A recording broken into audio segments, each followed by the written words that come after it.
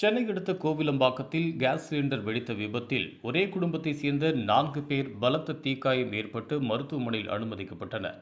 சென்னை அடுத்த கோவிலம்பாக்கத்தில் 15வது தெருவை சேர்ந்தவர் 65 வயதான முனுசாமி, இவரது மனைவி 55 வயதான ராணி, இவர்களது மகள் 47 வயதான சாந்தி, சாந்தியின் கணவர் 49 வயதான ரகு ஆகியோர் குணசீலன் என்பவரின் வீட்டில் வாடகைக்கு ஒரு சிறிய அறையில் தங்கியுள்ளனர்.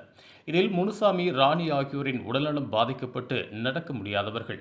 சாந்தியின் கணவர் ரகு வாய்ப்பேச முடியாத மாற்றுத்திறனாளி. இதனால் சாந்தி ஒருவர் மட்டும் வீட்டு வேலை செய்து தனது குடும்பத்தை காப்பாற்றி வந்துள்ளார்.